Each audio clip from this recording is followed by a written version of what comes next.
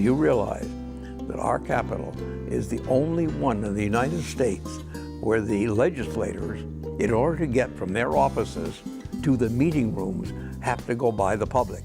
And that was a conscious decision that we made when we did the design, that we wanted to have a more open political system in Hawaii. Every building in Hawaii has a story, and you'll be meeting a man who knows more of those stories than just about anyone. He fell in love with architecture at an early age, and it's been a lifelong romance. Meet one of Hawaii's most influential architects, Frank Haines, next on Long Story Short. Long Story Short with Leslie Wilcox is Hawaii's first weekly television program produced and broadcast in high definition. Aloha mai kako, I'm Leslie Wilcox. Frank Haines' career in Hawaii architecture has spanned 6 decades. He was the president and later chairman of Hawaii's largest architectural firm, Architects Hawaii, a professor at the UH Manoa School of Architecture, and the author of 2 books on Hawaii architecture.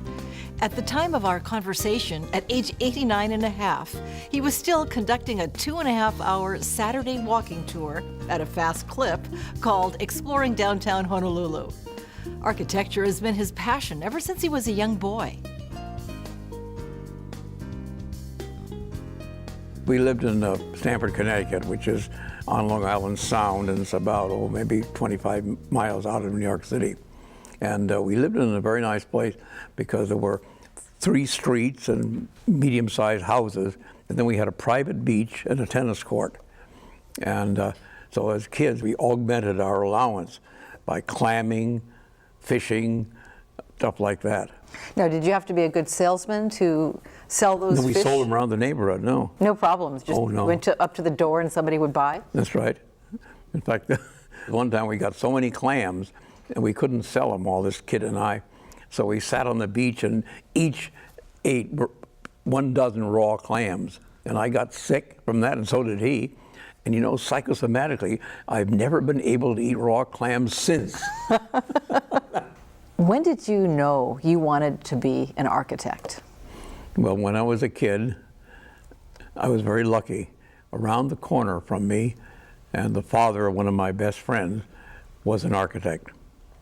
And he was a very charismatic guy. And I started out by going to New York. And so he would often take his son and me to his office. And he worked for one of those big firms. Among the buildings they designed was the Empire State Building. And I was very much impressed with the drawings and the sketches and so on. Then a few years after that, he retired from that company, and then he operated out of his house right around the corner. And he did remodeling of houses and small stores and so on. So, and he invited me to go with him. And then he would have me say, well, this is what I plan to do. Make a sketch of it for me. And through this one guy, I was just hooked. That's what I wanted to be, an architect. It sounds like you had a privileged childhood. My folks were people of significance, and they had, even though it was the beginning of the Depression, or, you know, I was born in 1921, and then the Depression hit. My father had a good job, and that was not endangered in any way. I lucked out in that respect. Yeah, he was an electrical engineer. My father was an electrical engineer. He went to Columbia University and got his degree in 1912, and then he was in the Navy in World War I. I was born in Bethlehem, Pennsylvania, because he briefly worked for the Bethlehem Shipbuilding Company. But after that, we moved to Stamford, Connecticut, and he was the chief engineer and then the president of a small firm that made motors and generators and things like that. What'd your mother do? Well, my mother was a housewife. My mother went to Bryn Mawr College, class of 1918, when it was quite unusual for women to go to college at that time. No, she was a good housewife, and she participated. She played bridge, and she belonged to the Historical Society and things like that. And you went to 2 very good institutions of higher learning. Well, I couldn't anymore get into Princeton now than fly. But in those days, it was apparently not difficult. The headmaster of the small country day school that I went to was a Princeton graduate. And so when it got time to make applications, he said, oh, I think you should apply to Princeton. And that's my parents agreed, and so I only applied to Princeton. And got in. Got in. In those days, there were no blacks, no women at all even heard of in Princeton, so it was very different. So once you graduated with your bachelor's in architecture, then what happened? Well, in 1941, that was when I graduated. And then very soon after that, of course, Pearl Harbor Day. And then I enlisted in the Navy. And I wanted to be in what was called the CEC, which is the construction part of the Navy, because of my experience. But they wouldn't give me that. I didn't have any experience. I only had the degree. So I was an enlisted man in the CEC for about a year and a half. And then I got another letter saying that they wished I would get a commission in the what's called the regular Navy, and I agreed to do that. And then it's when I was trained to be on a small destroyer escort, small destroyer. And I was trained in Miami for that as a gunnery officer on that kind of ship.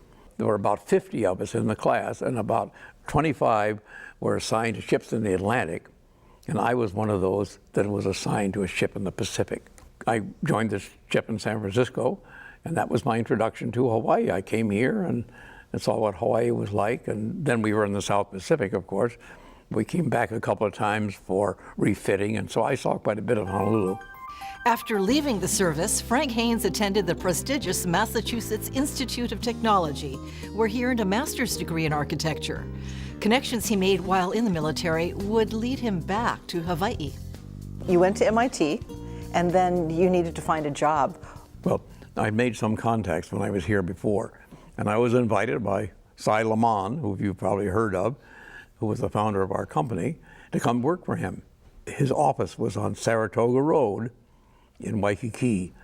So I walked down, and there was a little old Hawaiian house on right on the street, and there was a little sign that said Lamont Architect.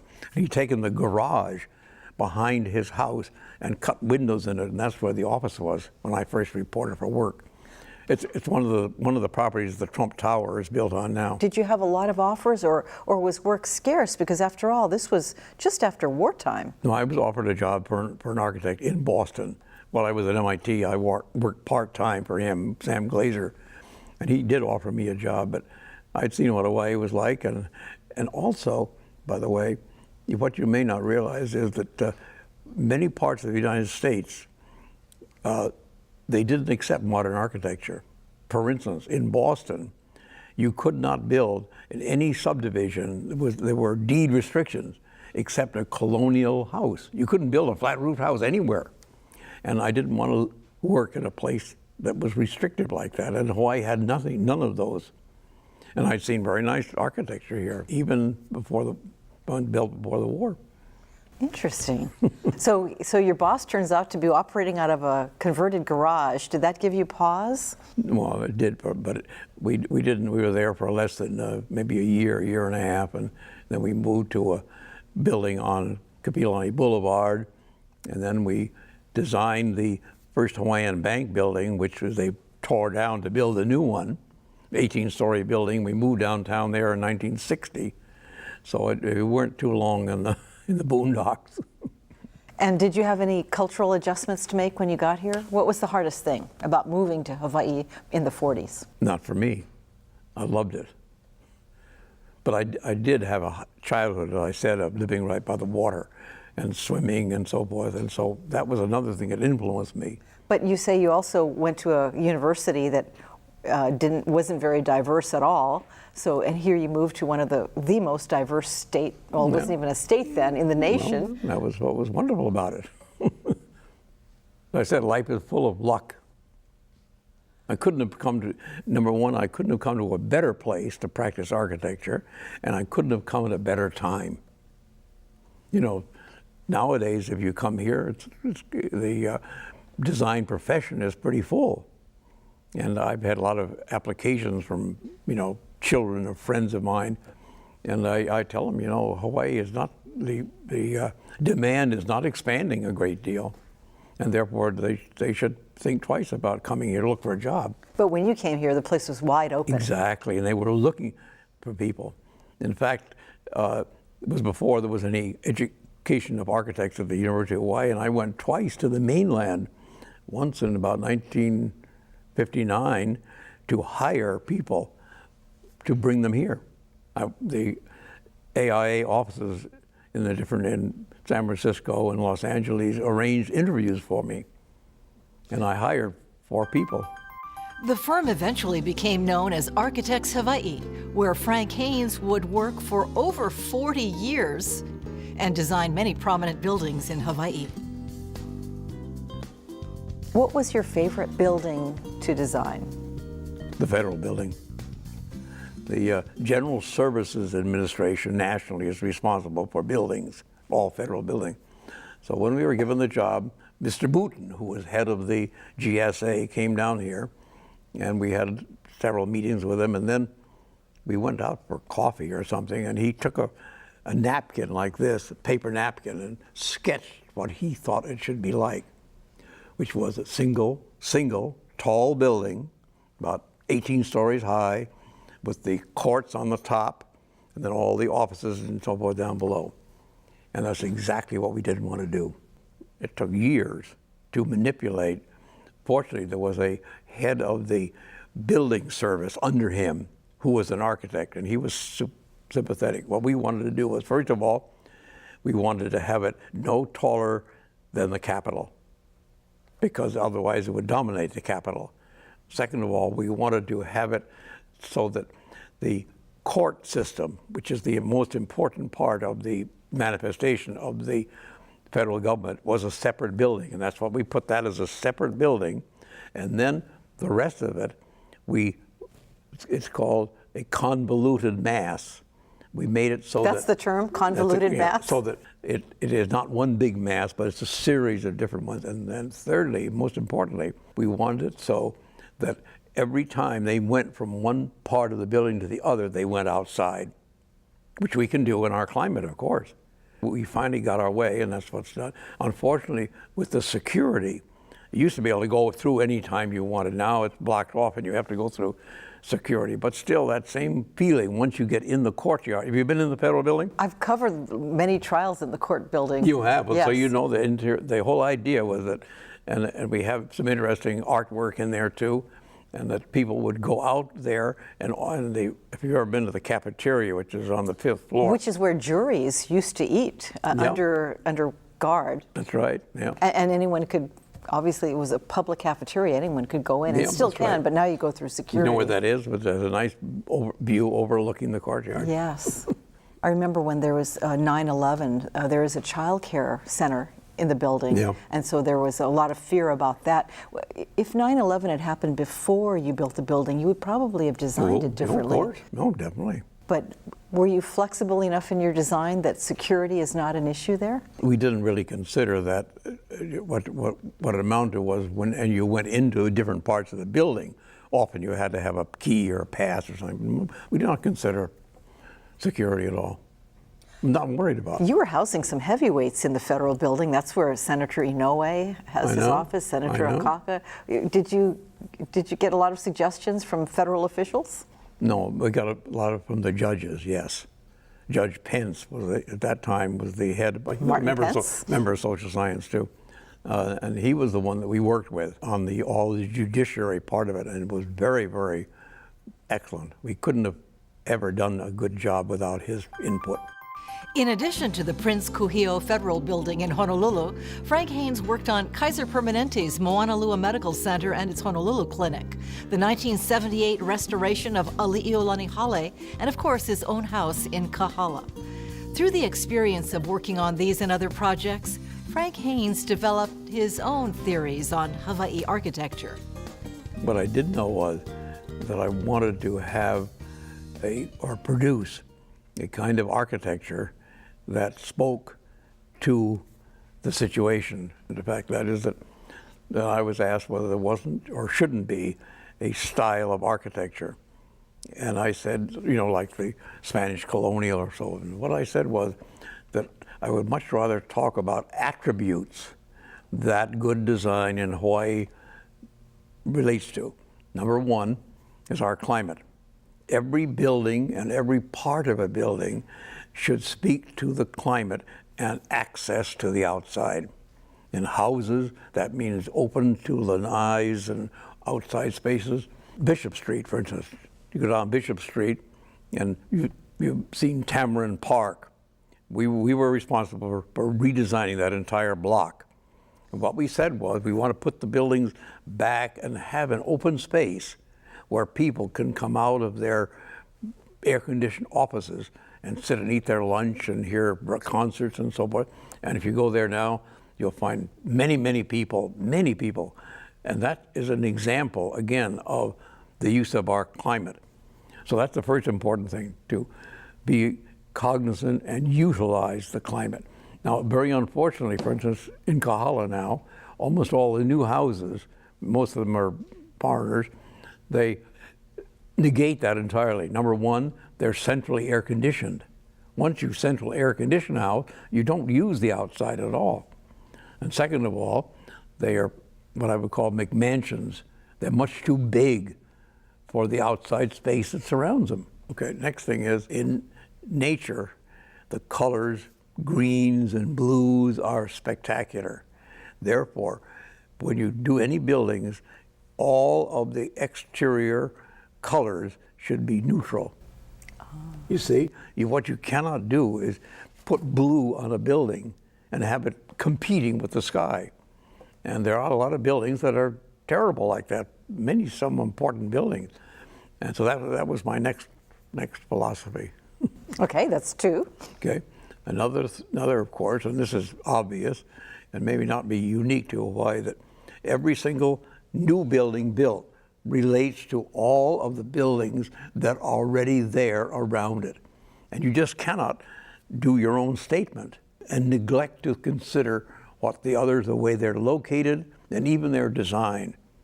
In other words, you want to be sure that when your project is finished, people will say, gee, well, that fits in. And a lot of times it doesn't. There are even a lot of houses which somehow or other, you've seen them, I'm sure, just don't fit into the environment. My design philosophy, especially of a private house, is that when it's completed, it will be felt to be the effort of the architect and the client. So that this is not something that I cooked up for them. They can feel, and by the way, again, this may be not put on the screen, but Ossipoff and Frank Lloyd Wright were very different. They said, this is what you're going to have because this is what is most attractive looking, and the client didn't really have any say in it. Oh, it was a take it or leave it design. But my philosophy always was, and that occurs in other kinds of buildings too, that the client should feel proud that this is his product as well as mine. End of sermon. Throughout his career, Frank Haines was fiercely committed to his clients and his work. Many aspects of his life had to take a back seat to his profession. And in hindsight, he would not have had it any other way. So it sounds like it could be an extremely exasperating career. It's a wonderful career. I enjoyed every minute of it. You know, when I was taught at the university, I told them that to really have a good life, they should every single morning want to get to work, not say, oh God, I've got another day, you see. And that's what I try to impress upon them. And I feel that architects in general have more of a feeling of that than even than a dentist or a doctor or somebody is selling clothing or something like that. Now again, that may be self-aggrandizement, I don't know. But you always loved going to work? Yes, I did. I was unhappy when I really retired. Well, I didn't retire until I was about 75, so. And you're still on the board. I'm still involved. And you're still involved in Still involved to a certain extent, yeah. In trade Yeah. work. So you really, as a kid, you identified the job that you would have, and you loved it ever since you started doing now, it. that doesn't occur with everybody, but a lot of people, yes. Was it hard to work with people who didn't feel the same way about their job? Maybe they were good, but they wanted to clock out at a certain time? Well, you're talking about staff members? Mm-hmm. Well, staff members in general, before we hire them, we're interested in their capability, but also their personality, how they will fit in with the rest of the office, and also how they will appear, because many times they participate with the client too. Well, because you loved your work so much, were you a workaholic? I don't know, I don't think so. I still spend a lot of time with my 3 children and Peg, my wife, yeah. No problem there, setting the balance. Well, I came home late almost every night, but Late how? How late? well, 7 o'clock, 7:30 or so. You know what I notice? You tend to stick with things. Your family didn't move much when you were a child. Never did once, no. And you stayed with the same career and the same Firm. You've had a long marriage. Yeah, 57 years Peg and I had. You stayed in the same house throughout your career here and only moved when it was time to go to a retirement home. That's right, yeah. What does that say about you? I'm too conservative, maybe. Actually, even after we built the house in Kahala, there were several other places where the Bishop Estate opened up new areas of Wailaiki. And a couple of times I did buy a lot and was going to design a house. And the kids said, "Dad, we don't want to live up there. They all their friends." See, in those days, Wailaiki was full of kids. And so they didn't want to move, so we never did. Sometimes I did build a house and then on spec and then sold it. After retiring, Frank Haines channeled his love for architecture into leading a walking tour of historic downtown Honolulu. Now, you've remained healthy. You're 89 and a half as we speak. And you're still working in a sense. I mean, every Saturday that you have people ready to take a tour of downtown, there you are. How long have you been doing tours of the design of downtown buildings?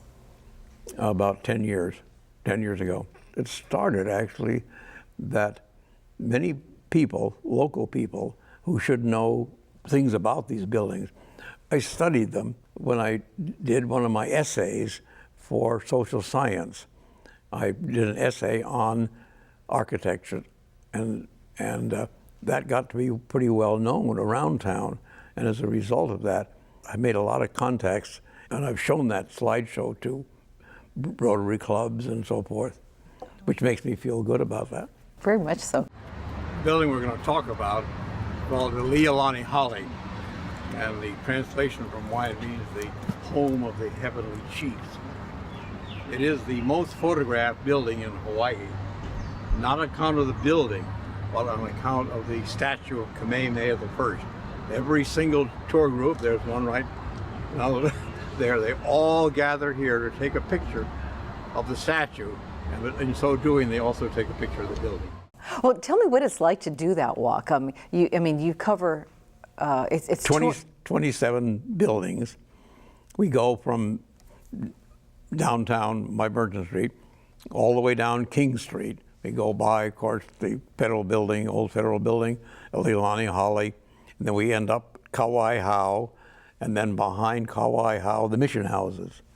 And then we come back on Beretania Street. We go by the City Hall, the library, and then the palace. The palace we talk about, although we don't go in, we talk a great deal about the design of the palace. And then we go to the barracks. You know where the barracks is. Mm-hmm. You know where on the grounds of Iolani Palace. But that was not where it was built.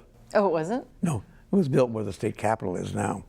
So before we could start the building of the capitol, that building was moved Carl block by Carl block from across the street and then rebuilt where it is now. While Frank Haines is passionate about fine architecture, he's equally passionate about what he doesn't like. What do you think of the University of Hawaii Manoa campus, which so many people say, you know, it looks like a crazy quilt of architectural styles? No, I agree completely. There never was a master plan, either physically, you know, for location of building, but also for design. Each architect did his own thing there.